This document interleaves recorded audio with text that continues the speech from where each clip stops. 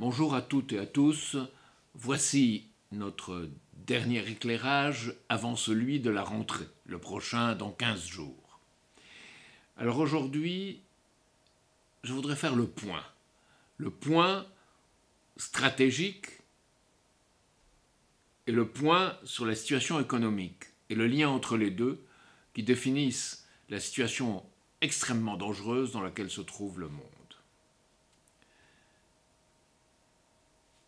La raison principale, ce n'est pas la seule, mais c'est la raison principale, est qu'une oligarchie financière qui contrôle les données, cette oligarchie n'a de possibilité, si elle veut demeurer au pouvoir, que d'étendre son pouvoir. Son pouvoir est lié à l'extension, à son extension, c'est-à-dire à absorber la substance d'éléments extérieurs à elle par l'intimidation militaire notamment, qui lui permet de continuer à exercer sa domination dans le monde. C'est le système transatlantique. En fait, c'est une situation dans laquelle un système marche à sa propre perte, car on ne peut se maintenir en jouant quasi exclusivement, sur la domination du reste. The West against the rest, comme on disait à l'époque, l'Occident contre le reste, ça ne peut pas marcher. Et il est très intéressant que quelqu'un qui a exercé les plus hautes responsabilités aux États-Unis, Henry Kissinger, aujourd'hui déclare dans une interview au Wall Street Journal: on se trouve au bord de la guerre avec la Russie et la Chine, sur des enjeux que nous avons nous-mêmes en partie créés, sans la moindre idée de comment cela allait se terminer et jusqu'où on est supposé nous mener. C'est quand même une parole très forte, surtout venant de Kissinger. Alors Kissinger, c'est quelqu'un qui était partisan de l'équilibre des pouvoirs, de la destruction mutuelle assurée. Ce n'est pas quelqu'un qui est un humaniste. Mais, en tant que réaliste, il voit le danger de la situation. Alors, ce qui est important de comprendre, c'est que même cet homme le voit, parce que c'est quelqu'un qui avait entamé les poursuites contre Lyndon LaRouche, et c'est quelqu'un pour qui il n'a jamais été question d'assurer un système de paix en permettant le développement de tous les pays du monde. Donc il le voit d'un point de vue purement de stratège qui considère les choses dans leur logique et pas dans le bien commun. Donc c'est d'autant plus important de voir que même quelqu'un comme lui considère tout le danger de la situation dans laquelle on se trouve.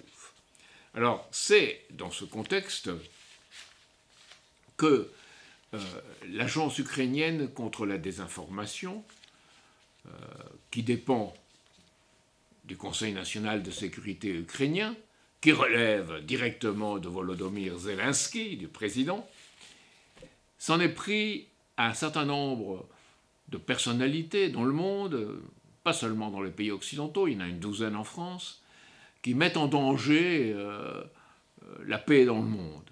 Alors voilà que ces Ukrainiens traitent ces personnalités de terroristes de l'information.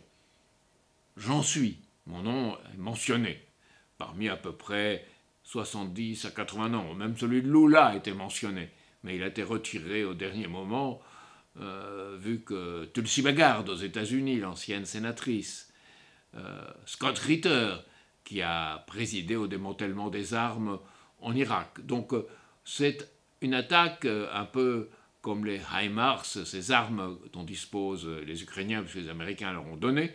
Là aussi, probablement, les Américains ont insisté pour qu'ils aillent dans ce sens de dénoncer des personnalités. Ils tirent dans tous les sens. Alors, évidemment, ces personnalités souvent n'ont rien à voir les unes avec les autres. Simplement, elles ont essayé de définir les conditions dans lesquelles on pouvait arriver à la paix en Ukraine et dans le monde. Et c'est là que le nouveau Bretton Woods notre approche est si déterminante. Parce que ce nouveau Bretton Woods, c'est assurer que chaque pays dans le monde, où qu'il soit, où qu'il se trouve, doit pouvoir bénéficier de sécurité, de stabilité et de développement économique. C'est l'esprit de Bandung, des pays non alignés de 1955, et c'est l'esprit de Léon de la Rouge dans la bataille de toute sa vie. Et je crois qu'aujourd'hui, il n'y a pas d'autre voie pour assurer une situation de paix par le développement mutuel dans le monde. Parce qu'être contre la guerre, c'est bien. Définir les conditions de la paix, c'est ce qui permet réellement d'y mettre fin. Donc voilà notre combat. Et voilà pourquoi les Ukrainiens, qui sont actuellement au pouvoir, s'en prennent à nous. Alors évidemment, nous avons riposté, et j'ai riposté, et il est inadmissible, en effet, de propager de telles accusations de leur part, de menaces, et éventuellement de représailles d'ailleurs, notamment dans la période de guerre actuelle. C'est une véritable liste noire. Alors, elle a été retirée. Les Ukrainiens l'ont finalement retirée, admettant peut-être qu'ils étaient allés trop loin, ou peut-être prévoyant d'autres types d'actions contre ceux qui s'opposent pas au peuple ukrainien, parce que nous sommes les défendeurs du peuple ukrainien. Nous nous opposons à ceux qui veulent faire de l'Ukraine une sorte de grenade que l'on lance, non seulement contre la Russie, mais contre tout ce qui s'oppose à l'oligarchie financière au pouvoir. Et on fait du peuple ukrainien de la chair à canon. Nous le défendons. Et nous voulons qu'il y ait un développement dans le monde qui permette, y compris celui de l'Ukraine, dans les meilleures conditions raisonnables, en ayant la paix présente à l'esprit. Aujourd'hui, les principaux dirigeants occidentaux ne sont pas du tout de cet avis. Et lorsqu'il s'est agi de soutenir les sanctions contre la Russie, et que beaucoup de pays africains soit se sont abstenus, soit n'ont pas été présents lors du vote aux Nations Unies, Emmanuel Macron s'est efforcé par tous les moyens de les faire voter pour les sanctions. Donc nous sommes bien, de fait, devenus, disons, par les armes que nous donnons aux Ukrainiens. On a vu que Gabriel Attal a dû dire que depuis 2014 on en vendait. Certes, certains ajoutent qu'on en donne aux Russes, ce qui est vrai. On est dans une vision française de vendre des armes de façon inconsidérée. Eh bien, dans ce cas de l'Ukraine, il y a non seulement la vente des armes, mais tout le soutien qui est accordé à ceux qui en Ukraine exercent le pouvoir. C'est-à-dire, c'est une sorte de mafia dans un pays qui est virtuellement en faillite et qui n'est soutenu que par la volonté des Occidentaux. C'est clair, Washington est maintenant prêt à donner une aide militaire bien plus sophistiquée à Kiev. On a commencé par les drones et les javelins, contre les tanks, contre les véhicules blindés. Maintenant, évidemment, les Américains n'hésitent plus à confier à Kiev des systèmes dotés de toutes les technologies de pointe, comme le lance-roquette HIMARS, qui est le plus connu, mais il y a aussi la batterie de défense antiaérienne NASAMS, ou le drone suicide Switchblade, un drone qui se précipite contre... c'est un drone léger qui se précipite contre ses cibles. Or, ces cibles, comme c'est un drone léger, c'est des êtres humains. Hein. C'est fait pour tuer des êtres humains. C'est comme ça qu'on peut expliquer que de nombreux généraux russes aient été tués en Ukraine. Alors, maintenant, les Américains sont prêts à confier même des missiles anti-radar afin d'équiper les avions, aussi l'artillerie ukrainienne. Alors, ça s'appelle les HARM, et c'est des projectiles fabriqués par la firme américaine Raytheon, capables de détecter et de détruire les radars des batteries de défense antiaérienne, notamment les S-300 et les S-400 russes. Donc, il y a une escalade. Et en France, lorsque certains disent la bataille fera rage jusqu'en 2023, dans leur intention, c'est vrai. Ils veulent saigner autant que possible les deux pays pour asseoir cette possibilité dont je parlais d'une oligarchie financière d'étendre son emprise dans le monde. On a encouragé de ce point de vue-là, comme on l'avait fait avec Gladio, qui prévoyait la mise en place de forces dans les pays occidentaux en cas d'une offensive russe, qui étaient prêts à les left behind, qui étaient prêts à intervenir et organiser l'opération de guérilla contre l'envahisseur. En Ukraine, on a la même chose. C'est comme ça qu'on peut expliquer sans doute, dit-on, cette opération qui s'est déroulée en Crimée. Alors, c'est peut-être aussi une frappe avec l'assistance cybernétique américaine, on ne sait pas, c'est le 9 août, à Saki, dans l'ouest de la Crimée, et il y a eu destruction et mise hors service de 10 avions russes de combat Sukhoi 24 et 10 Sukhoi 30, ce qui fait beaucoup. Et c'est en Crimée, c'est la première fois, puisque l'Ukraine considère que la Crimée fait partie de son territoire. Ensuite, il y a eu pire, il y a eu des frappes dans le sud-est de la Biélorussie, à Zaïbraouka, ça s'appelle Zaïbraouka, à 160 km de l'Ukraine. Hein. Des blindés, des transports, des chars ou des radars russes ont été détruits. 160 km à l'intérieur de l'Ukraine. Et maintenant, il y a eu à nouveau une base russe en Crimée les 15 et 16 août. Donc là, ça va directement par-delà ce qui est établi comme le champ de bataille. Maintenant, le champ de bataille s'étend. Et c'est une des choses aussi qui montre tout le danger de la situation. On dit, c'est toute l'affaire autour de la centrale nucléaire de Zaporizhia, où les Russes et les Ukrainiens s'accusent l'un l'autre de se bombarder, la vérité étant sans doute que les Russes ont établi des dispositifs militaires autour de la centrale et que les Ukrainiens tirent sur la centrale et mettent en danger ainsi la situation. Bien que Zelensky accuse c'est les Russes, c'est la faute des Russes, ce n'est que les Russes. Alors, il y a aussi, et c'est encore plus inquiétant, probablement par des équipes infiltrées en Russie, des explosions qui ont eu lieu dans les lignes de haute intensité, de haut voltage, près de la centrale nucléaire de Koursk, sur le territoire russe lui-même. Donc, territoire biélorusse, territoire russe, il y a une extension des choses. Et je voulais vous en parler pour que vous réalisiez tout le sérieux de la situation.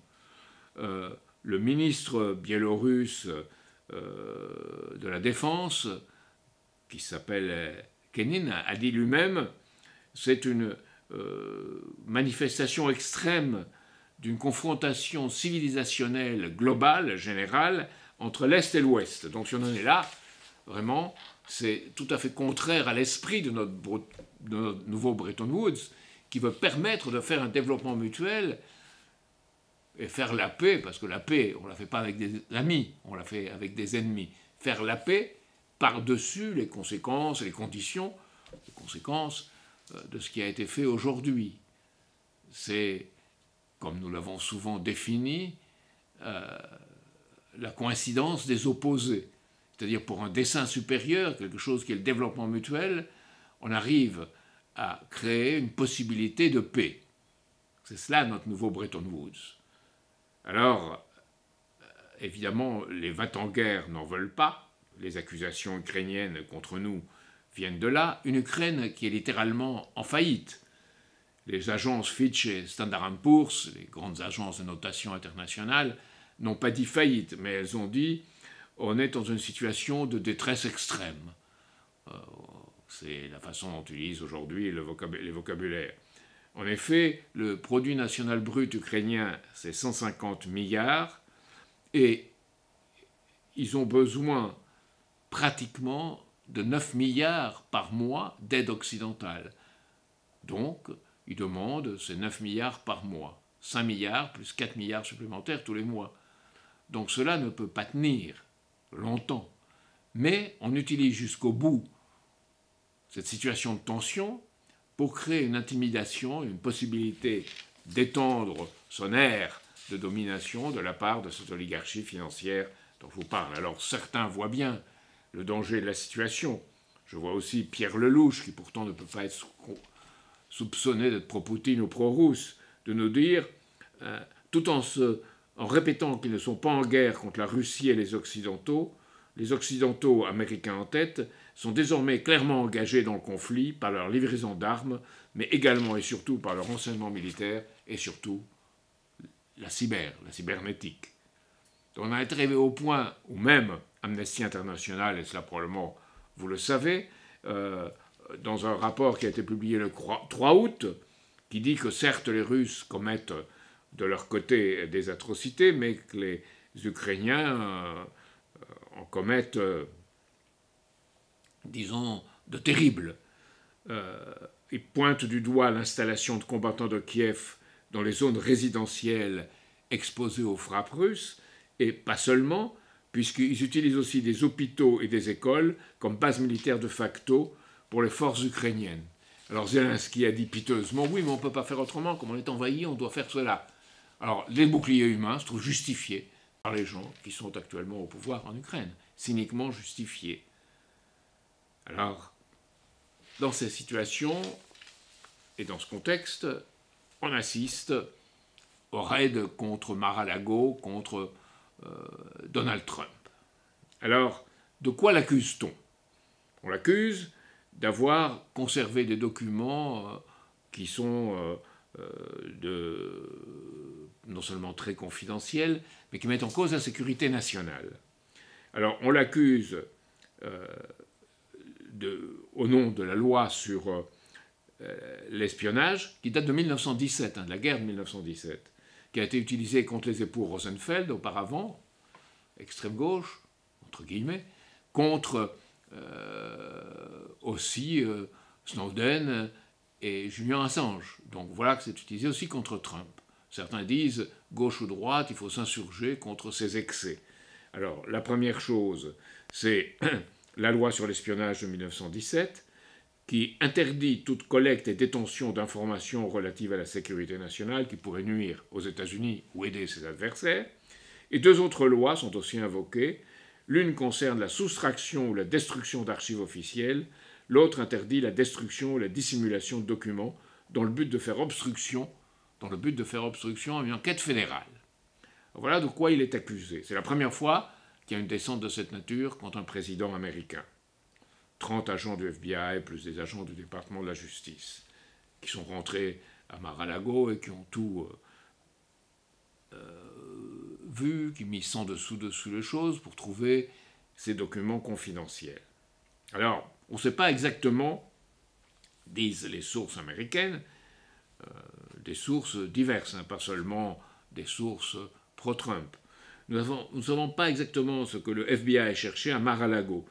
Nous ne savons pas ce qu'il y a trouvé. Il nous faut néanmoins reconnaître qu'amener Trump devant des juges pourrait avoir de terribles conséquences.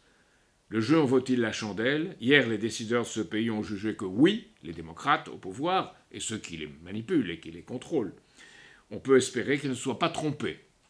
Donc voilà différents cercles américains qui pensent de cette façon. Ensuite, on est dans une situation extrêmement dangereuse aux États-Unis, puisque dans ce contexte, on craint, et les éléments sont réunis. Probablement la raison pourra prévaloir si des gens comme nous, comme nos amis là-bas, se battent pour cela, mais nous sommes dans un état de quasi-guerre civile. Une majorité des électeurs de Trump, 52%, et une importante minorité des électeurs de Biden, 42%, sont favorables à l'idée que les États conservateurs et démocrates fassent sécession de l'Union pour former deux pays différents. On en est là. Et je ne sais pas, en Europe, évidemment, dans la presse, vous ne trouvez pas ces choses-là. Vous le trouvez dans des citations de la presse américaine ou de la presse étrangère. Alors, les réactions des républicains sont extrêmes. Voilà ce qu'ils disent, ces gens-là qui étaient des conservateurs, qui étaient pour la défense des intérêts de la loi et de l'ordre. Voilà ce que disent des membres républicains de la commission judiciaire de la Chambre des représentants. Ils disent « l'IRS, le fisc américain, en a après vous. Le ministère de la Justice en a après vous. Le FBI en a après vous. Dans l'Amérique de Joe Biden, personne n'est à l'abri d'un châtiment politique, il faut le combattre. Donc c'est quand même extrême.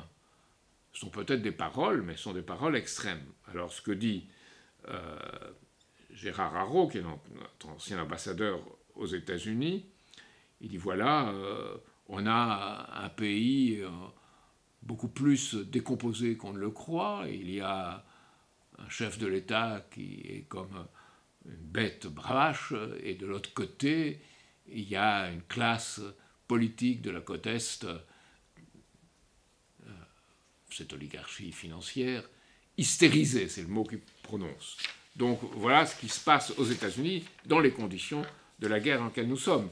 Et le commentaire dans le Figaro est extrêmement intéressant.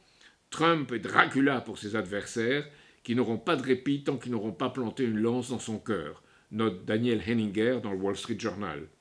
Mais il met en garde contre l'idée qu'on pourra régler le problème Trump en remplaçant une bataille politique de fond par un coup judiciaire. La tentative pourrait au contraire galvaniser la base du bouillonnant milliardaire. Donc on en est là, et avec des élections qui ont lieu donc de mi-terme, ce n'est pas l'élection présidentielle, mais c'est entre les deux élections présidentielles qui ont lieu début novembre. Donc on a une situation, là aussi, si vous voyez cela par rapport à ce qui se passe en Ukraine, et vous voyez la situation interne des États-Unis, il y a de quoi être extrêmement inquiet.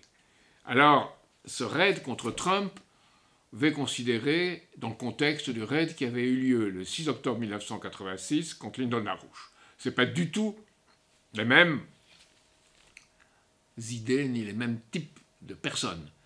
Mais toutes deux, pour des raisons différentes, inquiètent l'oligarchie financière en place. La différence, c'est qu'il y avait une quarantaine de personnes dans le raid contre Trump, dans le raid contre LaRouche, où personne pratiquement n'a parlé en Europe et très peu aux États-Unis, parce qu'on ne voulait pas que ça se sache, ça aurait pu porter les gens à considérer que l'État américain n'est pas ce qu'il croyait et que LaRouche était une victime. Eh bien, il y avait 400 personnes armées dans le raid contre LaRouche, bien plus que contre Trump.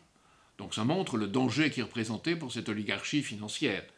Trump, je verrais ça plutôt dans le cadre d'une bataille dans les États-Unis d'aujourd'hui, où, sauf ce que des poignées d'Américains, dont nos amis là-bas, essayent de faire, dont, en fait, moi je définirais comme une bataille où on trouve, généralement, avec un horizon géopolitique de dominer l'autre, des banquiers ou des financiers banksters et des politiques gangsters.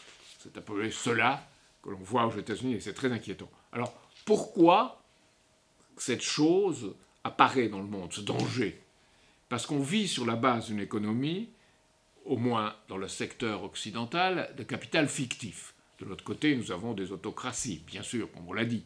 Mais nous avons dans notre part du monde une société de capital fictif. Qu'est-ce que ça veut dire? Un capital qui ne correspond en rien au développement du travail humain, en rien à un développement de la production physique de biens.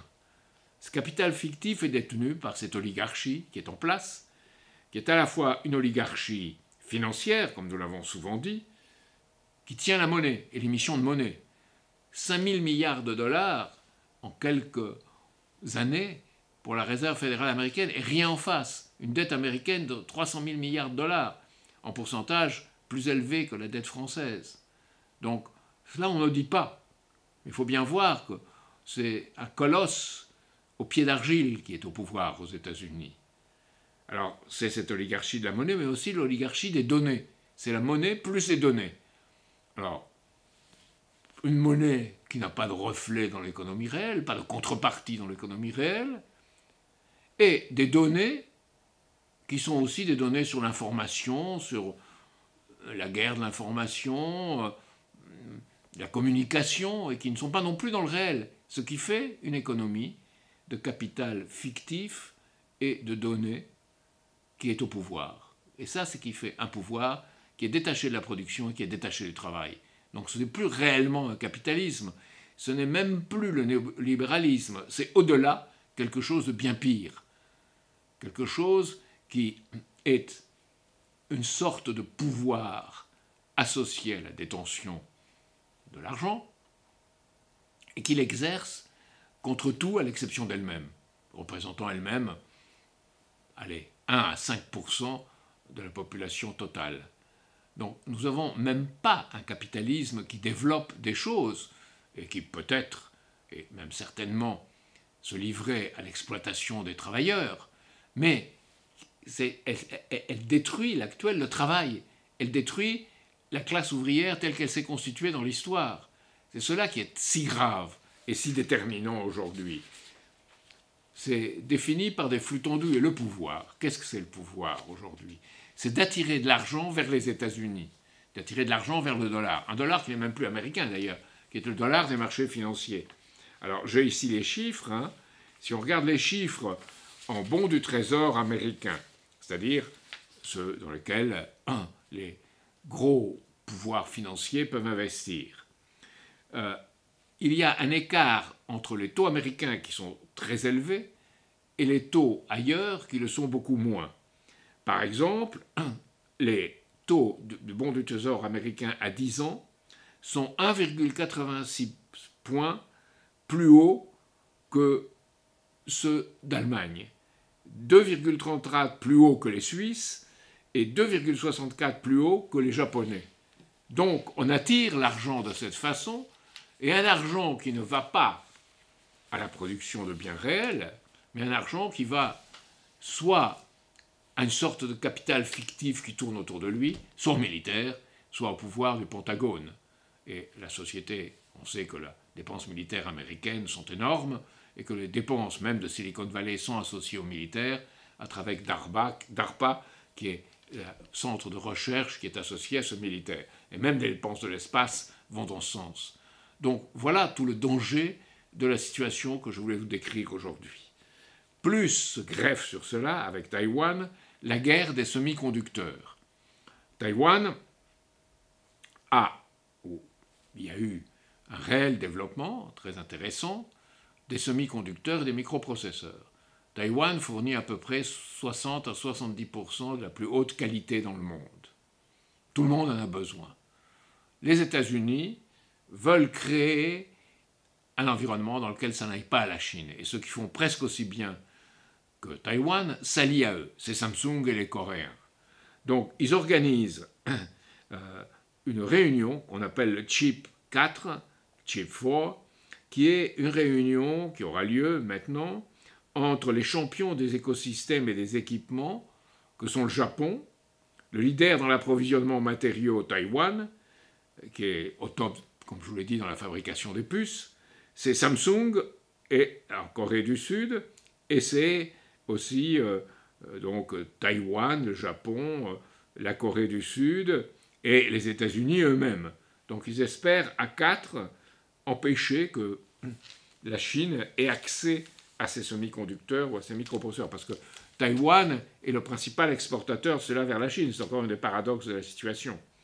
Et Samsung est la firme coréenne, et l'autre firme coréenne, SK Hynix, H-Y-N-I-X, toutes deux sont installées en Chine aussi. Donc, évidemment qu'il y a une coopération, évidemment qu'il y a des chaînes d'approvisionnement. Et en réalité, ce que veulent les dirigeants actuels des États-Unis, cette oligarchie financière, c'est rompre ces chaînes d'approvisionnement. Et ils cherchent à entraîner la Corée du Sud, le Japon et Taïwan dans leur stratégie. Alors il y a beaucoup de Taïwanais qui ne le veulent même pas.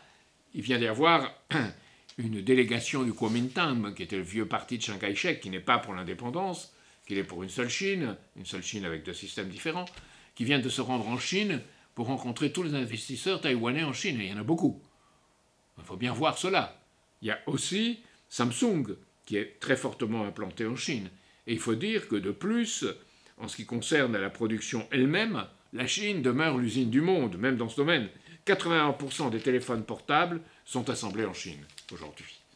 Donc il faut bien voir par-delà tout cela qu'il y a une sorte de folie économique et militaire qui a pris les dirigeants des principaux pays occidentaux, qui est, au nom d'un capital qui est fictif et qui n'est même pas réel, démembrer toutes les chaînes d'approvisionnement et les chaînes de valeur. C'est là la folie de l'époque. Alors évidemment, ça frappe ce qui est essentiel. Je veux simplement citer un chiffre. Le prix des aliments en un an a augmenté aux États-Unis de 13,1% et 1,3% de juin à juillet, avec une inflation de 8,5%. Donc, évidemment qu'il y a une situation de crise. En Grande-Bretagne, qui a fait le Frexit, c'était tellement merveilleux le Frexit, le Brexit, pardon. C'est tellement merveilleux le Brexit.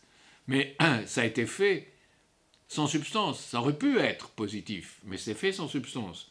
Donc aujourd'hui, dans le Brexit, on est resté immergé encore plus qu'avant, avec Boris Johnson et compagnie, dans ce système occidental.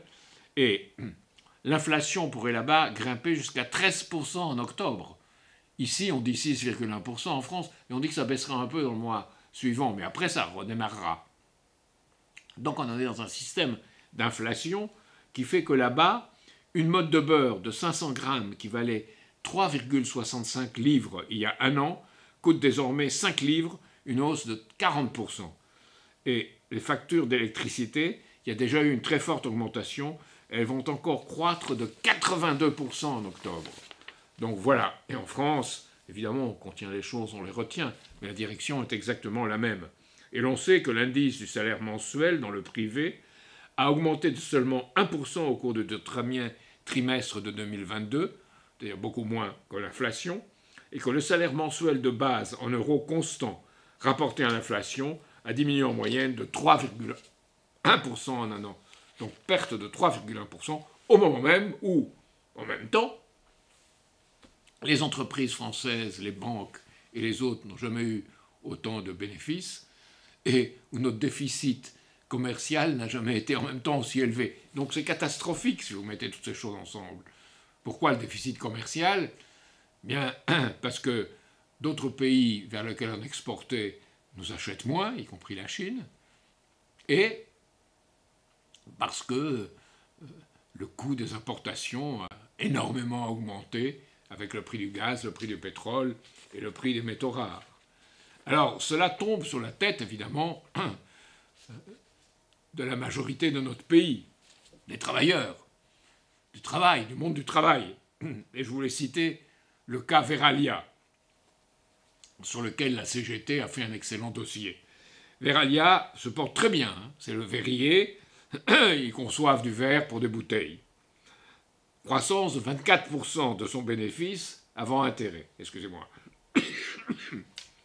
La proposition de la direction, c'est d'augmenter de 1,85% les salaires. C'est-à-dire avec 6,1% d'inflation, en fait beaucoup plus, l'inflation réelle est de 8 à 9%. Alors que la CGT n'exigeait que 3,7%. Donc on comprime les salaires, et ça montre bien que cette austérité sociale est une conséquence d'un capital fictif qui exerce son pouvoir sur ce qui produit du capital réel. Alors comment le voir ? C'est parce que Verallia, qui s'en est emparé, Léon Black, le cofondateur d'Apollo, qui s'en cachait pas en 2020, c'est pendant les récessions que nous avons gagné le plus d'argent. Donc c'est les fonds vautours, on n'est pas en Argentine, ou on n'est pas au Congo, on est en France, avec les fonds vautours qui nous tombent dessus. Et évidemment, la BPI de l'État a une part dans cela, mais elle ne peut rien faire, elle ne fait rien.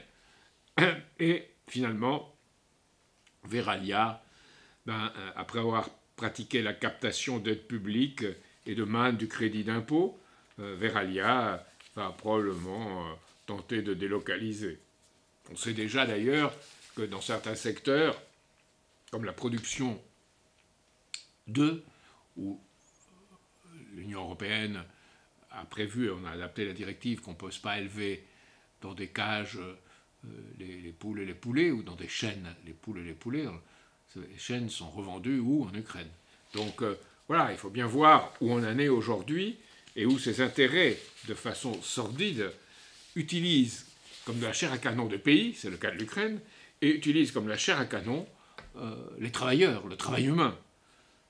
Dans l'agroalimentaire, par exemple, on a toute une politique d'austérité et de pas de contrôle de la qualité de marchandises, et on a vu les résultats avec Nestlé, c'est-à-dire Buitoni, les pizzas de Buitoni qui ont empoisonné les gens, et Ferrero, avec le chocolat.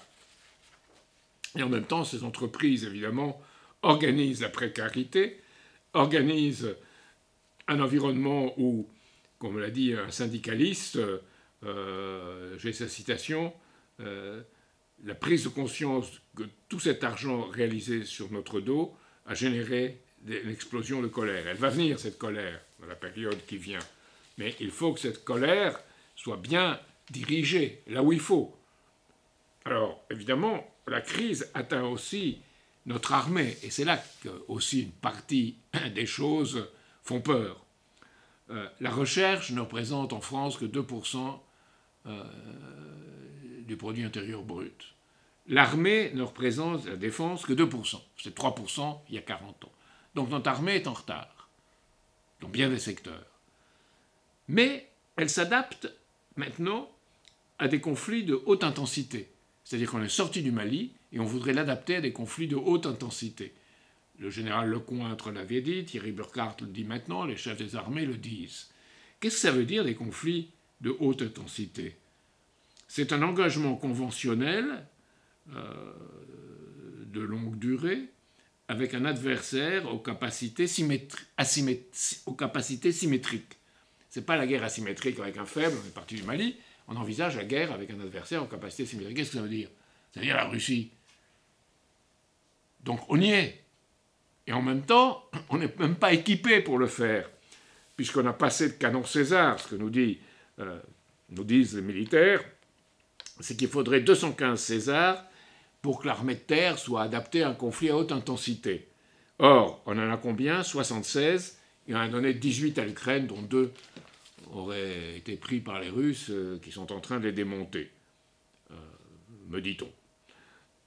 D'autre part, on est dans une telle crise, si on regarde le militaire, que dans un conflit de haute intensité, comme dit le général Bruno Maigret, dans un conflit de haute intensité, avec un taux d'attrition proche de celui des Malouines, de la guerre des Malouines, ce qui est 8% de pertes, l'armée de l'air n'aurait plus d'avions en 10 jours et vraisemblablement plus de missiles au bout de 2 jours.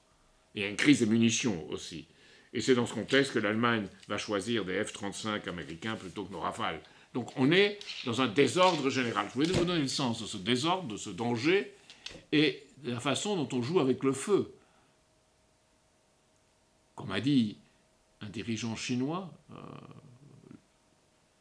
qui joue avec le feu finit par se brûler.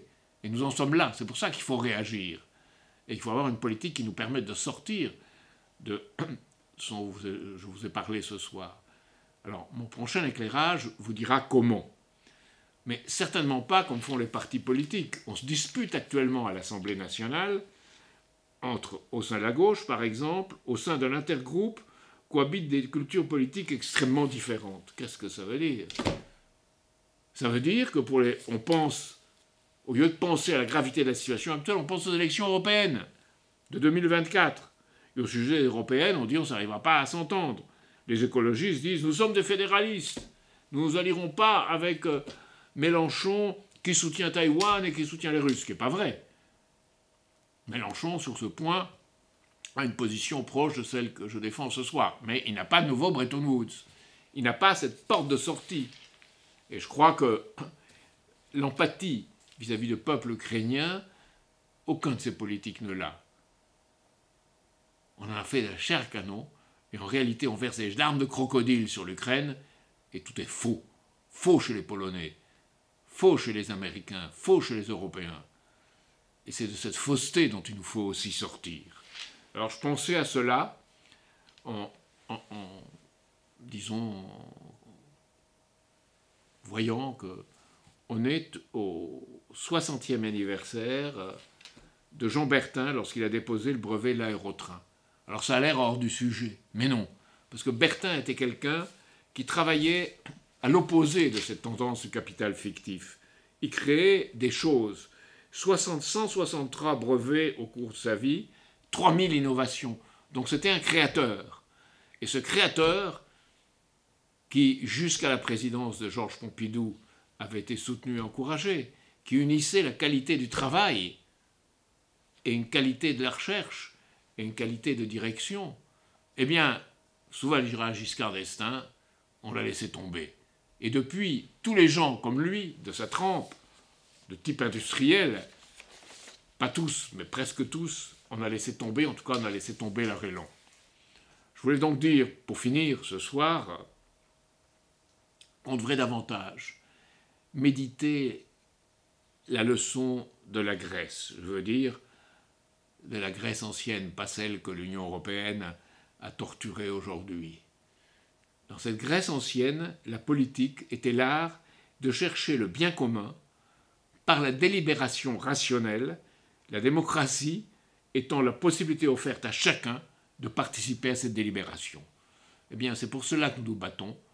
C'est pour cela, et je pense qu'avec cette orientation, on doit pouvoir sortir de la crise terrible dans laquelle nous sommes, qui n'est plus qu'une crise d'ailleurs, qui est une course au somnambule qui va vers la guerre ou le chaos économique. Eh bien, je vous demande pour cela de vous mobiliser, et la période dans laquelle nous rentrons sera une période extrêmement dure avec le reflet de cette crise en France et en Europe. Donc de vous mobiliser pour nous aider, pour vous aider, donc, et dans ces conditions que je viens de vous décrire et auxquelles on ne peut échapper, on ne peut échapper si on reste dans ce système actuel, avec cette folle domination du capital fictif, eh bien, on peut retrouver un sens du réel, de la production et du travail humain. Et c'est à ce changement, à cette mutation profonde dans tous les pays du monde, et pas seulement en France, pour laquelle nous devons combattre. Et combattre, je dirais, par à la fois, je vous parlais de démocratie, d'une démocratie représentative et d'une démocratie directe, pour créer une participation. Et c'est à cette participation que nous devons arriver, et dans cette participation, nous pourrons surmonter ce pessimisme ou cette angoisse qu'on éprouve en France pour la patrie, pour notre patrie, et pour laquelle, si on ne se mobilise pas, elle se retournera contre nous-mêmes. C'est pour ça que, au cours de mon prochain éclairage et au cours de notre assemblée générale, conférence, réunion, rassemblement, qui se tiendra le 17 septembre à Ivry, je vous demande d'être avec nous et de vous rassembler pour mettre une pression qui permette d'orienter les choses vers où elles doivent aller, avec nos amis dans le monde et nous-mêmes. Nos amis dans le monde seront d'ailleurs présents pour vous dire le sens de leur combat avec nous. Aidez-nous donc, et aidez-vous.